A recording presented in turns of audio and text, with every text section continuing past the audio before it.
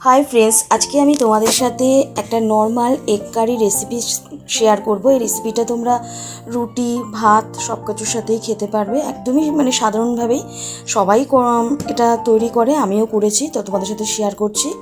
তো দেখো, প্রথমে একটা কড়াই নিয়ে নিয়েছি, তার মধ্যে তেল দিয়ে দিয়েছি। তেলটা একটু গরম হয়ে গেলে এর মধ্যে ডুমো করে আমি 3টে আলু কেটে নিয়েছি, সেই আলুগুলো দিয়ে দিলাম। আলুগুলো একটু নুন আর হলুদ দিয়ে আমি ভেজে নেব।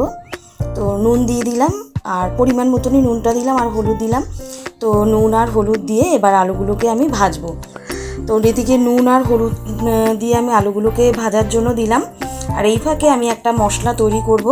তো চলো, এই মশলাটা কি তৈরি করছি, একদমই নর্মাল সেই মশলাটা আমি এখন তৈরি করব। তোর মধ্যে দেখো 1 ইঞ্চি মতো আদা টুকরো করে কেটে নিয়েছি, 8-10টা রসুনের কোয়া দিয়েছি, 10টা মতো কাঁচা লঙ্কা দিয়েছি, লঙ্কাটা একটু লাল লাল দেখে দিয়েছি, আর ছোটো ছোটো 2টো টমেটো দিয়েছি। তোমাদের কাছে একটা টমেটো বড় থাকলে একটাই দিও।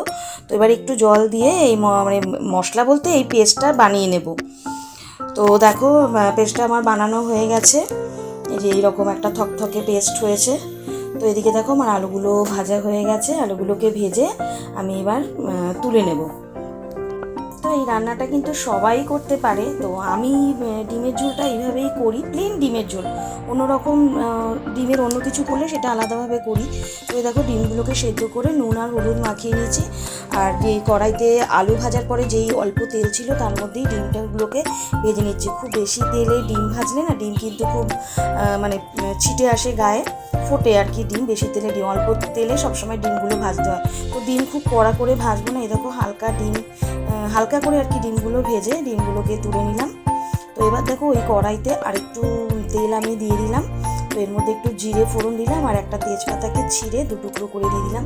মশলাটা 1 সেকেন্ডের জন্য একটু ভাজা ভাজা করে নেব। এবার দেখো, আমি এখানে 2টো মিডিয়াম সাইজের পেঁয়াজ কুচিয়ে নিয়েছি, পেঁয়াজগুলো দিয়ে দিলাম। পেঁয়াজগুলোকে আমি নুন দেবো না, শুধু হলুদ দিয়ে পেঁয়াজগুলোকে ভাজবো। নুন দিলে না, পেঁয়াজ থেকে প্রচণ্ড পরিমাণে জল বেরোয়, আর পেঁয়াজ ভাজতেও অনেকটা সময় নিয়ে নেয়। তো দেখো, এই যে পেঁয়াজগুলো এরকম আমার ভাজা হয়েছে, ঠিক এরকম ভেজে নিয়ে এবার আমি ওই যে মশলাটা বেটে রেখেছিলাম, মশলা বলতে যে আদা রসুনের পেস্টটা আমি দিয়ে দেবো। তো এর মধ্যে মশলার বাটিটা ধুয়ে একটু জল দিয়ে দিলাম। এর মধ্যে কিছু ডেলির মশলা দেবো, একটু হলুদ গুঁড়ো, 2 চামচ জিরের গুঁড়ো, একটু ধনের গুঁড়ো, আর নুন কিন্তু আমি পেঁয়াজ ভাজার সময় দিইনি, ওই জন্য নুনটা 2বার দিলাম, 1 টিস্পুন করে 2 টিস্পুন নুন দিলাম। তো এবার মশলাটাকে খুব ভালো করে কষিয়ে নেব।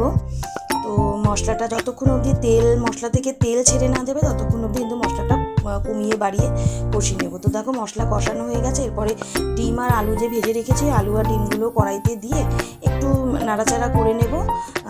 এইভাবে একটু নাড়াচাড়া করলে না, আলুর মধ্যে বেশ মশলার সেটা ঢোকে, ঝাল নুনটা ঢোকে।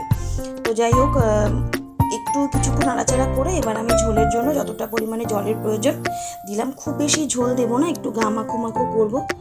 তো তুমি দেখো, এই ঝোলটা কিন্তু ফুটে গেছে। এবার যতটুকু আমার ঝোলের প্রয়োজন ততটুকু ঝোল ফুটে নিয়েছি। এবার আমি ভাজা মশলা না, গরম মশলার গুঁড়ো দিয়ে দিলাম। একটু নাড়াচাড়া করে গ্যাসের আঁচটা বন্ধ করে এবার আমি কড়াইটা কিছুক্ষণ মিনিট 5 মিনিটের মতন ঢেকে রেখে দেবো। তো দেখো, এই যে আমার ডিমের ঝোলের ফাইনাল লুক। তো দেখতে বেশ ভালোই লাগছে, খেতেও কিন্তু বেশ ভালো হয়েছিল। তো এই রকম ঝোল কিন্তু ভাত বা রুটি সব কিছুর সাথেই ভালো লাগে। তো দেখো, এবার আমি যেই পাত্রে রান্না করার পরে রাখবো সেই পাত্রে রেখে দিলাম। আমি এই দেখো, আমার ডিমের কষা বা ডিমের ঝোল যেটাই বলবে।